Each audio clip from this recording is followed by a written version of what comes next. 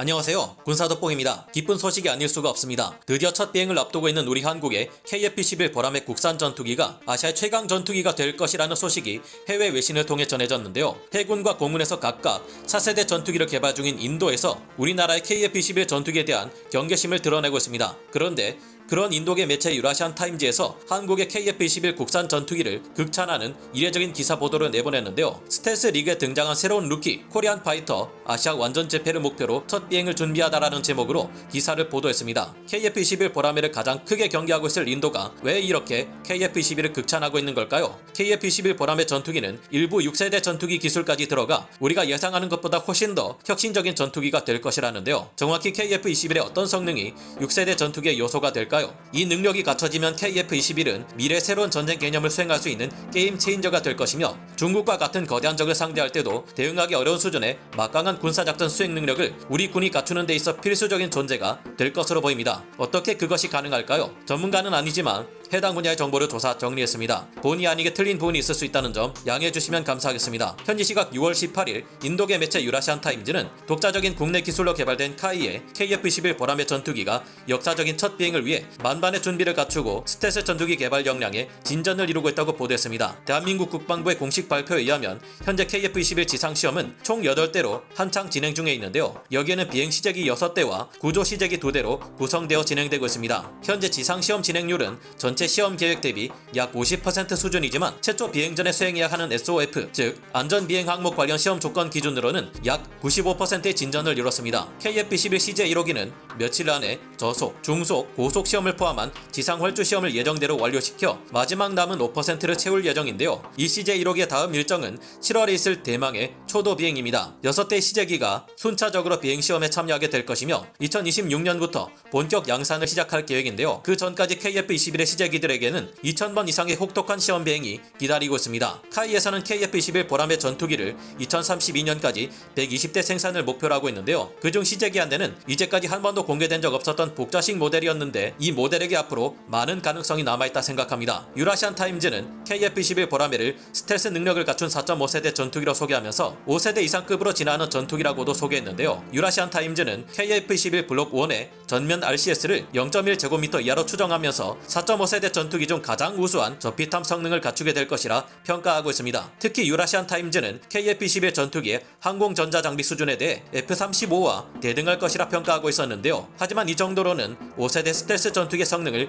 낸다고 볼 수는 없으며 엄연히 적의 레이더나 탐지 체계로부터 완벽히 숨을 수 있는 스텔스 전투기라고는 할 수 없는 수준인데요. 그렇다면 해당 매체에서 KF-21을 5세대급 이상으로 진화하는 전투기라고 소개한 이유는 뭘까요? 물론 KF-21 블록 3에서 예정되어 있는 완전한 5세대 스텔스 전투기로의 변화를 뜻하기도 합니다만 바로 KF-21의 레이저 무기와 인공지능 시스템, 유무인 복합 운영 능력 등 블록 2 혹은 블록 3에서 구현될 미래 성능들 때문입니다. 일부의 성능은 5세대 전투기를 넘어 6세대 전투기의 요소를 갖추고 있을 것이라는 표현까지도 있었는데요. 이 중에서 가장 강력한 요소는 무엇일지 개인적으로 생각해 보았습니다. 물론 레이저 무기는 KF-21을 격추시키기 위해 날아오는 각종 미사일들을 방어하기 위해 아주 강력한 능력을 발휘할 것이며 현재로서는 가장 앞선 6세대 전투기 계획인 미군의 NGAD에서도 이와 같은 개념을 채택하고 있습니다. 가오리 X2와 같은 스텔스 무인 전투기들과의 합동작전은 효과적인 헌터킬러 작전을 수행할 수 있게 해줄 겁니다. 적들은 도무지 지휘 역할을 맡는 KF-21 전투기는 찾지 못하고 레이더에도 잡히지 않는 스텔스 무인 전투기들만 상대하다 끝장이 날 수 있겠죠. 그러나 KF-21의 인공지능 시스템이야말로 미래전에서 가장 치명적인 능력이 될 것이라 조심스레 추측해봅니다. 왜냐하면 KF-21의 인공지능 시스템은 미래전의 새로운 전쟁 개념인 모자이크전을 수행하는 데 있어 필수적인 장비와 능력이기 때문인데요. 모자이크전이란 2016년 미국의 방위고등연구계획국 다르파가 제시한 새로운 전쟁의 형태로 4차 산업혁명이 제공하는 과학기술을 기반으로 하고 있습니다. 미국 정부 및 군 조직과 여러 미 싱크탱크에서 발간한 전략기획 문서 그리고 연구 보고서를 들여다볼 때 모자이크전의 등장 원인은 바로 중국과 러시아의 군사적 도전 때문입니다. 냉전 이후 소련이 무너지고 미국은 모든 국력을 중동에서의 전쟁에 집중했습니다. 하지만 중동에서의 전쟁은 지나치게 길어지며 미국의 국력을 소모시켰고 그 사이 중국과 러시아는 미국과의 패권 경쟁을 위해 군 현대화를 추진해왔습니다. 특히 중국은 2013년부터 남중국해 인공섬을 건설하고 군사력을 어마어마한 규모로 늘리며 동시에 현대화를 추구해왔는데요. 난사군도 인공섬에 배치된 사거리 300km의 HQ-9B 지대공 미사일이나 사거리 546km의 YJ-12B 지대함 미사일은 미 해군의 핵추진 항공모함에게도 위협이 되기 시작했습니다. 특히 1000km를 넘는 사정거리로 미 해군의 항공모함을 대놓고 노리는 둥펑 21D, 둥펑 26 대함탄도 미사일, 둥펑 17 극초음속 미사일 등은 미 해군에게도 과거처럼 대규모의 함대 전력을 투사하기 부담스럽게 만들고 있는데요. 심지어 대만을 지키면서 미국이 중국과 싸우는 워게임을 2018년, 2019년 싱크탱크들에서 진행한 결과 미국이 패배한다는 충격적인 결과까지 나올 정도였습니다. 그러나 전통적인 방식의 작전 수행 대신 새로운 작전 수행 형태인 모자이크전을 적용했을 때는 전혀 달랐는데요. 기존의 방식과 모자이크전 방식을 예시를 들어 쉽게 설명하자면 다음과 같습니다. 기존의 방식에서는 갑자기 수행 중이던 작전을 중단하고 다른 작전을 수행하려면 이렇게 해야 했습니다. 먼저 F-35 전투기 편대가 적 방공망을 파괴하려는 임무를 부여받고 해당 좌표를 확인해 접근합니다. 그런데 적진에 침투한 아군 특수부대가 예상치 못하게 출현한 적 기갑부대를 상대하기 어려워 지휘소에 근접 항공 지원을 요청합니다. 지휘소에서는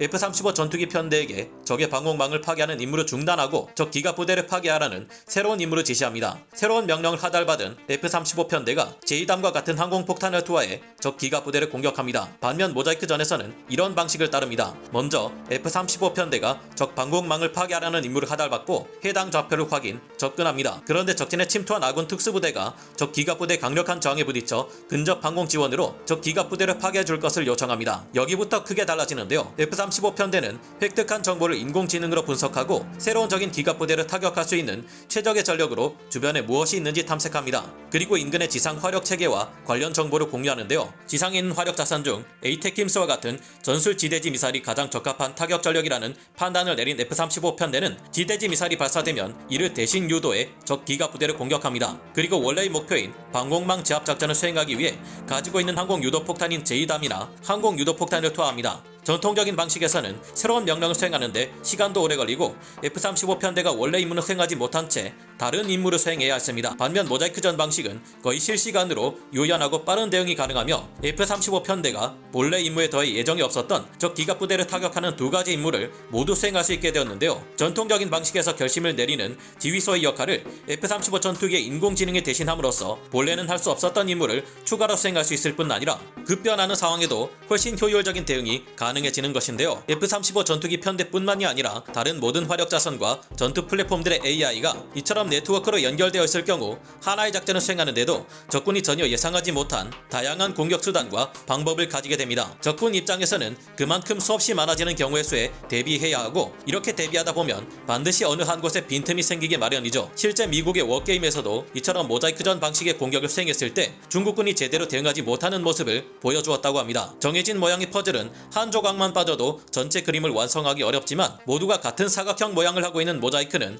조각 하나가 없어져도 금세 다른 조각이 빈 곳을 채우며 전체 그림을 완성할 수 있습니다. 정해진 역할만 수행하던 전통적 방식의 군대는 하나의 전력만이라도 작전 수행에 차질이 생기지만 육해공의 다양한 공격 수단들이 다른 무기 체계를 얼마든지 대신할 수 있는 형태로 구성된 모자이크전 수행에 최적화된 다양한 군대는 언제든지 새로운 작전 수행 조직을 만들어내기 쉽겠죠. KF-11 보람의 전투기가 장래 우리군의 다양한 육해공 타격 수단, 무인기들, 우주 전력과의 재조합으로 유연한 모자이크전 수행 조직을 실시간으로 즉각 만들어낼 수 있다면 이는 중국과 같은 거대한 적에게도 치명적인 위협이 아닐 수 없을 겁니다. 인공지능을 탑재한 KF-11의 경우 단순 제공 전투에서만 사용된다 할지라도 인간 조종사들이 겪는 제한이 없어질 테니 예측할 수 없는 화려한 기동으로 적의 미사를 피하고 격추시킬 수 있을 겁니다. 이미 미국에서는 조종사 없는 F-16 전투기를 원격 조종하는 데 성공한 만큼 미래에는 영화 스텔스에 나온 인공지능 무인 전투기처럼 행동하는 전투기가 등장하는 것도 무리는 아닐 것이라 생각해봅니다. 최근 IMAX관이 없어서 다른 도시로 이동한 다음 영화 탑건 매버릭을 보며 전투기 및 무인기의 역할에 대해 다시 생각해보게 되었는데요. 영화 속 주인공들이 몰았던 F-18EF 슈퍼호넷 전투기와 같은 엔진을 탑재한 KF-11 전투기가 얼마 후 7월에 있을 초도 비행에서